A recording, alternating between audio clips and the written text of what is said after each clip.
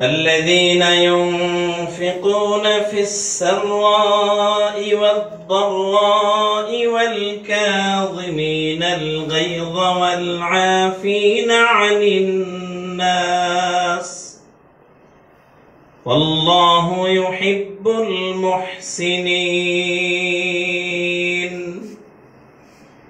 والذين إذا فعلوا فاحشة أو ظلموا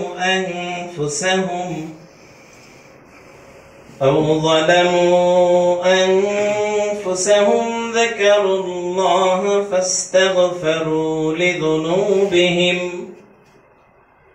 ومن يغفر الذنوب إلا الله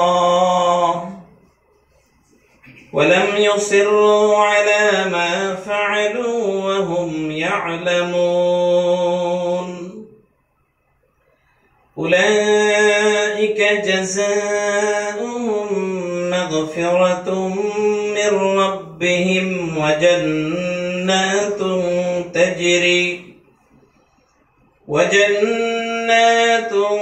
تجري من تحتها الأنهار خالدين فيها ونعم أجر العاملين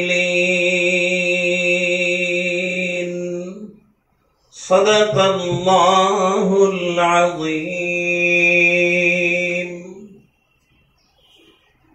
শহীদ কাফেলা বাংলাদেশ জামাত ইসলামী সাভার পৌরসভার যুব ওয়ার্ড কর্তৃক আয়োজিত আজকের এই কর্মী সম্মেলনের সম্মানিত সঞ্চালক, ওয়ার্ডের সম্মানিত সেক্রেটারি, আমাদের মাঝে উপস্থিত রয়েছেন যুব ওয়ার্ডের সম্মানিত সভাপতি, সাভার পৌরসভার শোরা ও কর্ম পরিষদ সদস্য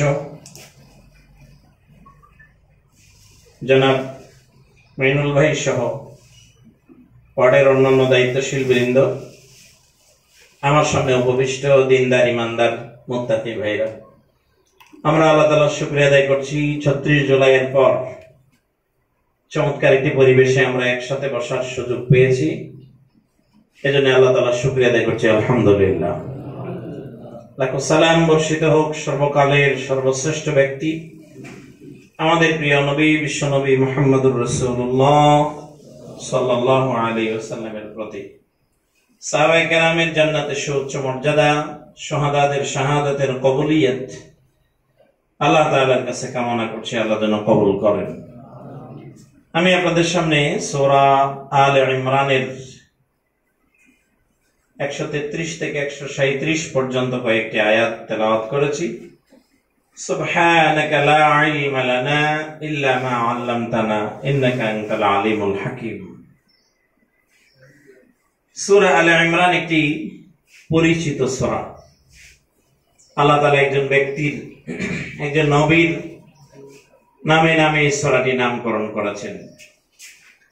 এই সূরারই ৩৪ নম্বর আয়াতে আল্লাহ তাআলা বলছেন, ইন্নাল্লাহ আস্তাফা আদামা ওয়া নূহা ওয়া আলা ইব্রাহিমা ওয়া আলা ইমরান আলাল আলামিন।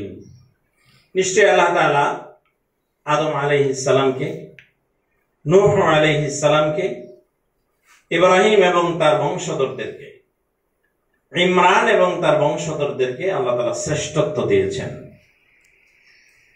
৪ জন নবীর নাম এখানে বলা হয়েছে, ২ জনের বংশধর ছাড়া আর ২ জনের হচ্ছে বংশধর সহ।